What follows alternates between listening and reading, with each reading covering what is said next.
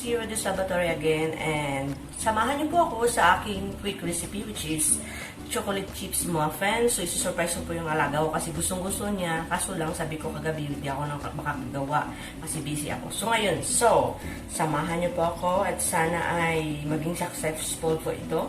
So, come on, let's start it! So, this is yung ating dry ingredients. Ito po yung dry ingredients natin, which is flour, salt, baking powder, and baking soda.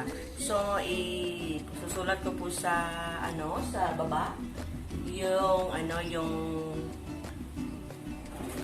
ingredients. Ayan. So, pwede natin haluin yan. Ganyan lang. Yan yung dry ingredients natin. So, yan. Ang atin namang wet ingredients will be this one. So, this is sugar, brown sugar, and granulated sugar. May white sugar pa sana to, or granulated sugar. Kaso lang hindi ko na nilagay kasi mas matamis na siya kasi lalagyan pa ng icing sa taas. So, no need na ang maraming sugar. So, brown sugar lang pong nilagay ko. Tapos, butter siya. So, inimix lang natin ng mag-creamy. Ayan. Gawin lang ito.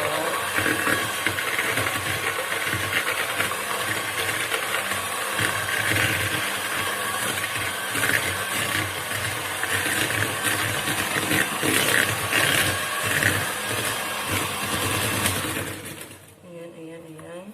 Baka mga ants. Slowly lang po kasi malakas naman.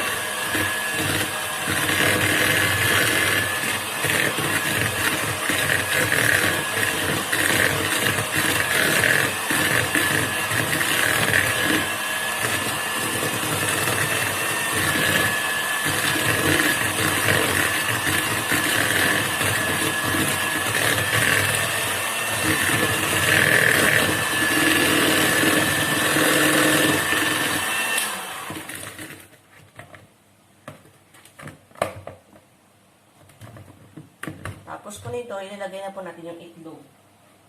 Ayan, 1 egg. Ayan. So, continue mixing lang po tayo.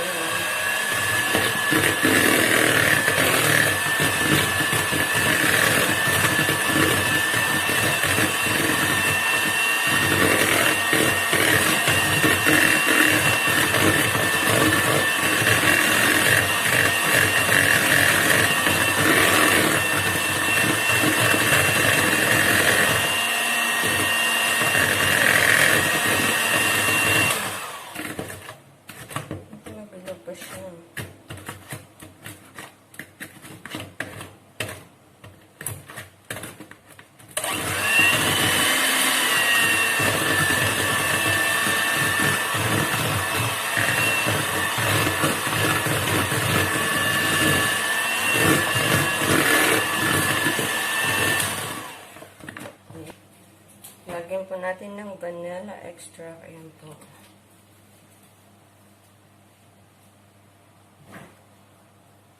Ayan.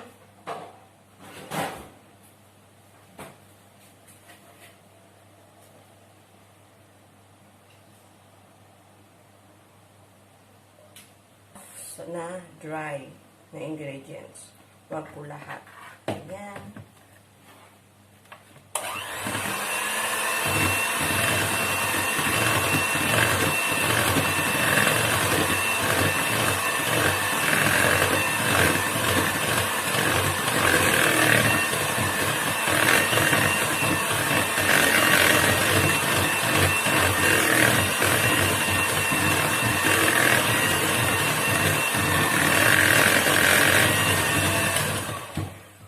Tapos, ang remaining. Ayan, last one. So, yan, last one na. So, medyo malimited siya. Ayan.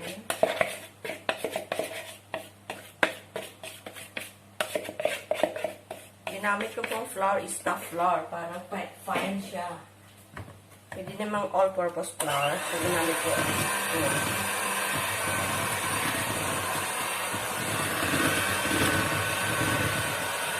At sa milk na remaining para makakasal.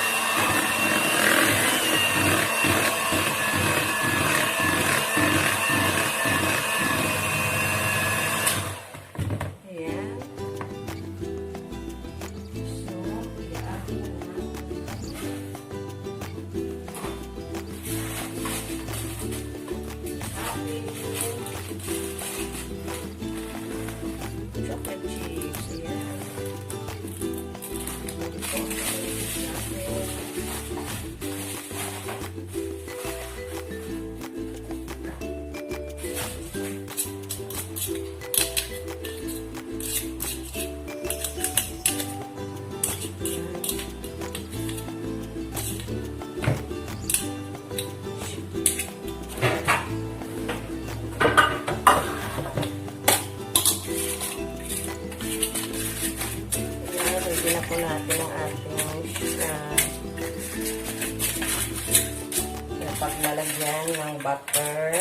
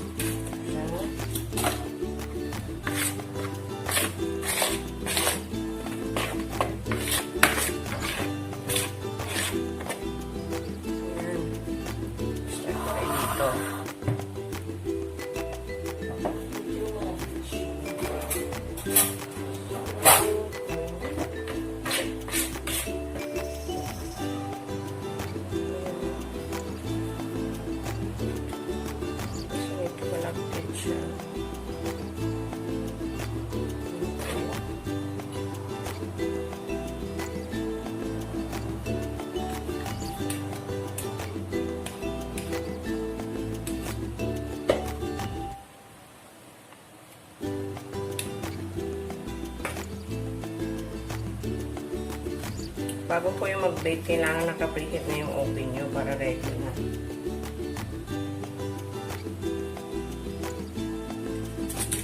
Minsan po yung flour, iniiba ko, hindi ko nilalagyan ng flour. Instead, nilalagyan ko siya ng oats. Ayan. Nire-reduce ko po yung flour, oats, para medyo healthy naman. Tapos minsan, kahit ang asukal instead na white, brown yung nilalagay ko. Yan.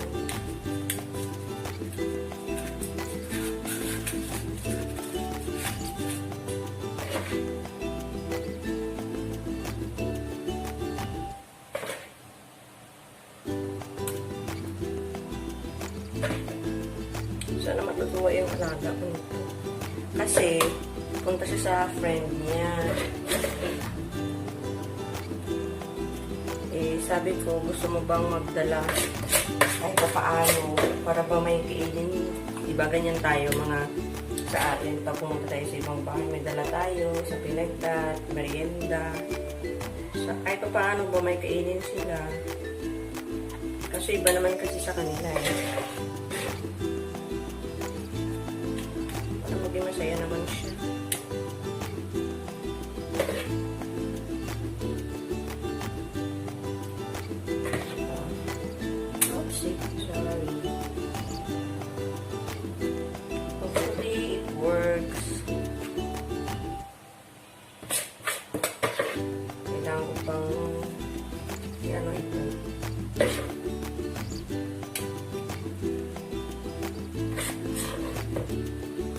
Tingnan.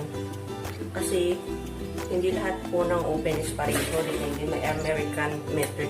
May mga metric kasi yung pang-American. Tapos meron pong... So, ayan guys. Maganda lang tayo after 20 minutes. Let's see. So, habang naghihintay tayo, maglilinis muna ako. I'll be back soon. 1, 2, 3, come on!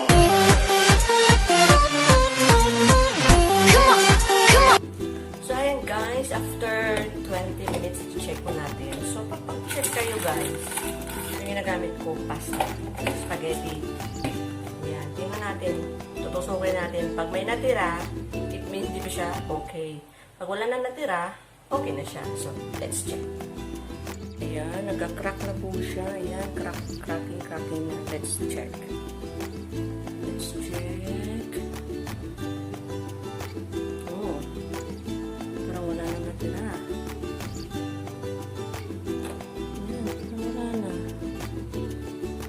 Luto na siya. So, i-relax ko muna siya ng another 2 minutes para ma-melt yung chocolate chips niya. So, after that, pwede na natin kunin. Tapos, anong tawag dito? Hanguin natin yung muffin. Tapos, i-rest natin siya hanggang hindi na siya mainit. Pwede natin siyang lagyan ng icing. Kasi pag mainit, melt yung icing. Nalagyan mo na ng icing. Random lang po. Yun na guys, ito yung finished product ko.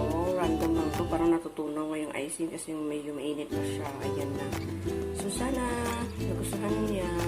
Thank you so much guys. Sana hope you enjoy my biglaang baking. session. Okay, thank you so much, guys. Please don't forget to subscribe and like and share my channel. Thank you so much. God bless you. We love.